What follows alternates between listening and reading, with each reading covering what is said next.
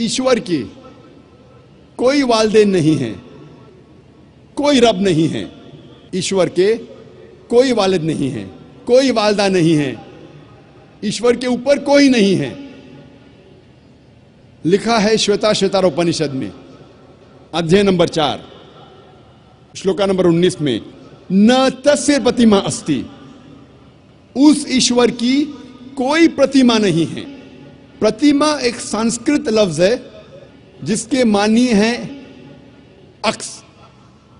उस ईश्वर की कोई प्रतिमा नहीं है, कोई अक्स नहीं है, कोई फोटोग्राफ नहीं है, कोई पेंटिंग नहीं है, कोई पोर्ट्रेट नहीं है, कोई बुत नहीं है, कोई मूर्ति नहीं है, कोई स्टैच्यू नहीं है, कोई स्कल्पचर नहीं है।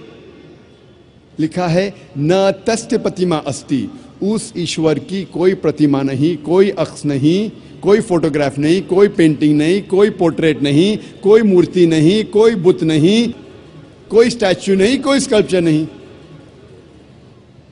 और हिंदू मजहब में सबसे ज्यादा पढ़ी जाने वाली किताब है भगवत गीता। भगवत गीता में लिखा है अध्याय 7 श्लोक नंबर 20 में, all those whose intelligence has been stolen by material desires, they worship demigods। मतलब जिसकी अकल दुनियावी चीजों के पीछे भागती है वो लोग खुदा के अलावा दूसरे किसी चीज की इबादत करते हैं। जब हम तफसीर पढ़ते हैं, कई भगवत गीता की तफसीर में लिखा है कि जो लोग की बुद्धि, जो लोग की अकल पैसे के पीछे भागती है या दुनियावी चीजों के पीछे भागती है, वो बुत परस्ती करते हैं, खुदा के अलावा दूसरी चीज की इबादत करते हैं। लिखा है भगवत गीता में अध्याय 10 श्लोक नंबर 3 में, वो लोग जानते हैं कि मैं लाफानी हूं, वो लोग जानते हैं कि मैं जन्म नहीं लिया है और मैं सारे आलमीन का मालिक हूं। हिंदू मजहब में सबसे ऊंची किताब है वेद। अगर वेद और दूसरी हिंदू मजहब की किताब में टकराव होता है तो हमें मानना चाहिए वेद। वेद हिंदू मजहब की सबसे ऊंची किताब है। जब हम वेद पढ़ते हैं, इसमें लिखा है यजुर्वेद में अध्याय नंबर 32 श्लोक नंबर 3 में, न तस्य प्रतिमा अस्ति, उस ईश्वर की कोई प्रतिमा नहीं है। जैसे मैंने कहा, प्रतिमा एक संस्कृत लफ्ज है जिसके मानी है अक्स, फोटोग्राफ, पेंटिंग, पोर्ट्रेट, बुत, मूर्ति, स्कल्पचर। न तस्य प्रतिमा अस्ति, उस ईश्वर की कोई प्रतिमा नहीं, कोई अक्स नहीं, कोई फोटोग्राफ नहीं, कोई पेंटिंग नहीं, कोई पोर्ट्रेट नहीं, कोई बुत नहीं, कोई मूर्ति नहीं, कोई स्कल्पचर नहीं, कोई स्टैच्यू नहीं। लिखा है यजुर्वेद में अध्याय नंबर 40 श्लोक नंबर 8 में कि ईश्वर पाक है, उसका कोई अक्स नहीं। लिखा है यजुर्वेद में अध्याय नंबर 40 श्लोक नंबर 9 में, अंधात्म प्रविशन्ति या असंभूति उपास्ते। अंधात्म मतलब अंधकार, प्रविशन्ति मतलब दाखिल होना, असंभूति मतलब वो चीजें जो नेचुरल है, जो कुदरती है। तो ये श्लोक में यजुर्वेद अध्याय नंबर 40 श्लोक नंबर 9 में लिखा है, वो लोग अंधकार में दाखिल हो रहे हैं, वो लोग जो असंभूति की इबादत करते हैं, जो कुदरती चीजों की इबादत करते हैं, मिसाल के तौर पे हवा, पानी, आग वगैरह।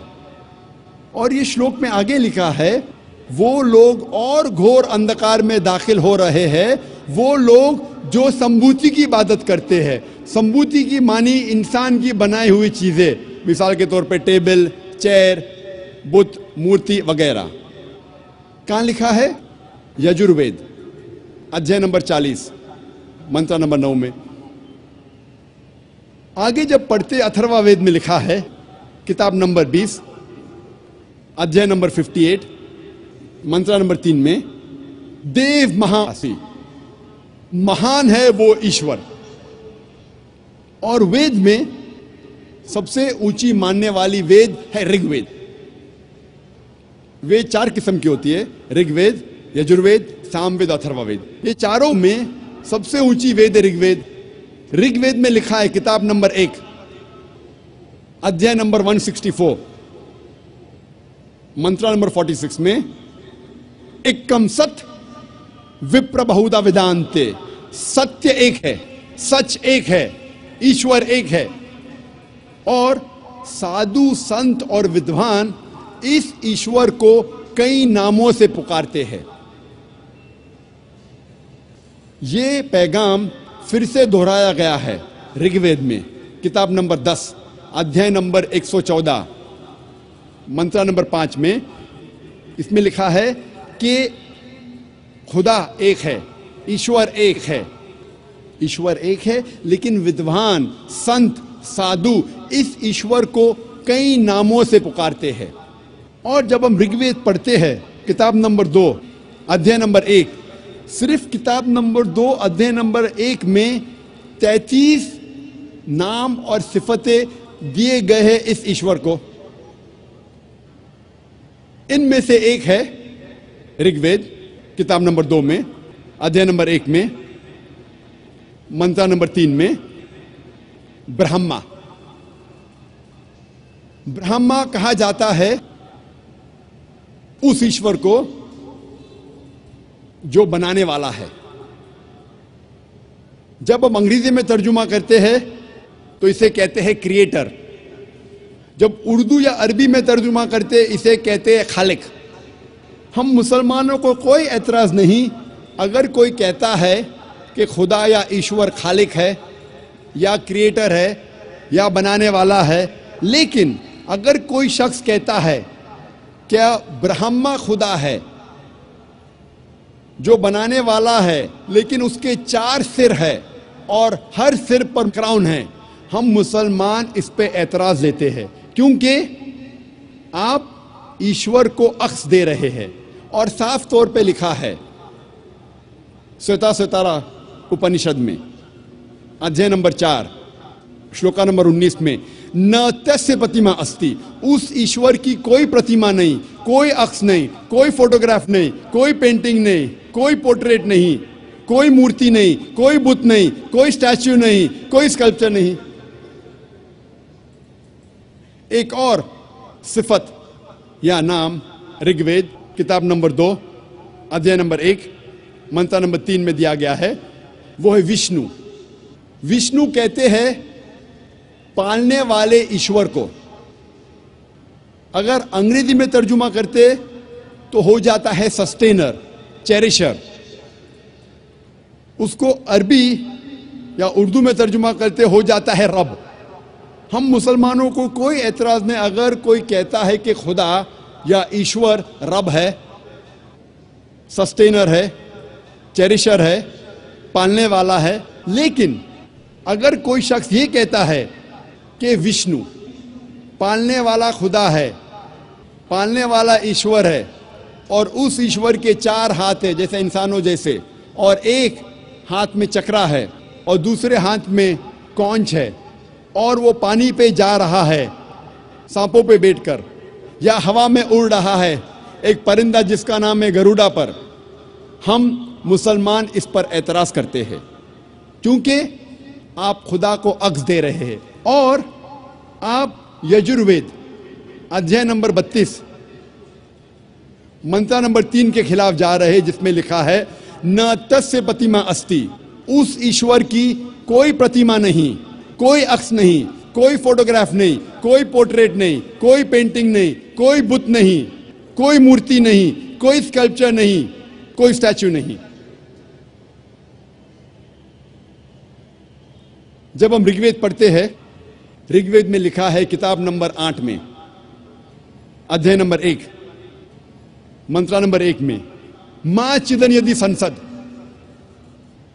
इबादत सिर्फ वो एक ईश्वर की करो, सिर्फ उसकी प्रशंसा करो। लिखा है ऋग्वेद में किताब नंबर 6 अध्याय नंबर 45 मंत्र नंबर 16 में, या एक इतमुश्ती ही। प्रशंसा सिर्फ वो एक खुदा की करो, सिर्फ उसकी इबादत करो। और हिंदू मजहब में जो ब्रह्मा सूत्रा है, जो हिंदू मजहब का कलमा है, वो है एकम ब्रह्म द्योत्या नास्ते नैना नास्ते किंचन। भगवान एक ही है, दूसरा नहीं है, नहीं है, नहीं है, जरा भी नहीं है। There is only one God, not a second one, not at all, not at all, not in the least bit. जब हम हिंदू मजहब की किताबों का मुताला करते हैं, हमें पता लगता है कि हिंदू मजहब में लिखा है कि एक ही ईश्वर, एक ही खुदा की इबादत करो, जिसकी कोई प्रतिमा नहीं, जिसका कोई अक्स नहीं, जिसका कोई फोटोग्राफ नहीं, कोई पेंटिंग नहीं, कोई पोर्ट्रेट नहीं, कोई बुत नहीं, कोई मूर्ति नहीं, कोई स्टैच्यू नहीं, कोई स्कल्पचर नहीं। अगर आपको समझना है कि हिंदू मजहब में खुदा या ईश्वर का सही तस्वुर क्या है, तो आपको हिंदू मजहब की किताबों का मुताला करना चाहिए। अब हम तस्करा करेंगे सिख मजहब में खुदा का तस्वुर क्या है। सिख मजहब वजूद में आया 15वीं सदी के आखिरी में, और इसके बानी थे गुरु नानक साहिब। और ये शुरू हुआ एक ऐसे इलाके में जो 5 नदियों का इलाका था और कहा जाता था पंजाब, जो मौजूद है पाकिस्तान और नॉर्थ वेस्ट इंडिया में। और गुरु नानक साहब जो इसके बानी हैं, वो पैदा हुए थे हिंदू धर्म में, और उनका कास्ट था क्षत्रिय कास्ट, जिसे कहते हैं वॉरियर कास्ट।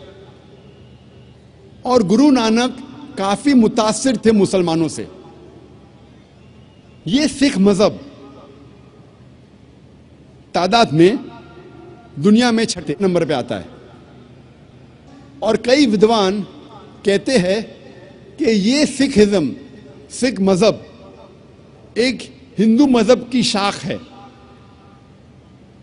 और सिखिज्म, सिख मजहब आता है लफ्ज शिष्या से, जिसके मानी है स्टूडेंट, फॉलोअर, डिसाइपल, जिसके मानी है तालिब, जिसके मानी है मानने वाला। और ये सिख मजहब 10 गुरुओं का मजहब है। सबसे पहले गुरु जो बानी है गुरु नानक साहब, और 10वें गुरु है गुरु गोबिंद साहब। और इस मजहब की किताब को कहते हैं आदि ग्रंथ या गुरु ग्रंथ साहिब। सिख मजहब 5 क की बुनियाद पे है। सबसे पहला क है केश, अनकट हेयर, बाल नहीं काटना चाहिए। दूसरा क है कंगा, यानी कंगी, जिससे बाल साफ किया जा सकता है। तीसरा क है कड़ा, मेटल ब्रेसलेट, मेटल का कड़ा। चौथा का है किरपान, डैगर, चाकू, जो अपनी हिफाजत की रखना चाहिए। और 5वां क है कचा, जिसे कहते हैं लॉन्ग अंडरड्रॉ। ये 5 क हर सिख को इसका पालन करना चाहिए। और अगर आप कोई सिख से पूछेंगे कि आपके मजहब में खुदा का तस्वुर क्या है, तो सबसे बेहतरीन जवाब अगर कोई सिख दे सकेगा वो है उसकी मजहब की किताब गुरु ग्रंथ साहिब के पहले वॉल्यूम, पहला अध्याय, पहला मंत्र, जिसे कहते हैं Japu ji. First volume of Guru Granth Sahib, first chapter, first verse called as Japu ji, जिसमें लिखा है कि खुदा एक है और उसे कहा जाता है सच्चा, महान, जो कभी भी नहीं घबराता और उसे कोई चाहत नहीं। वो लाफानी है, वो पैदा नहीं हुआ है, ना किसी को जन्म देता है। वो दयालु है। सिख मजहब में बुत परस्ती हराम है।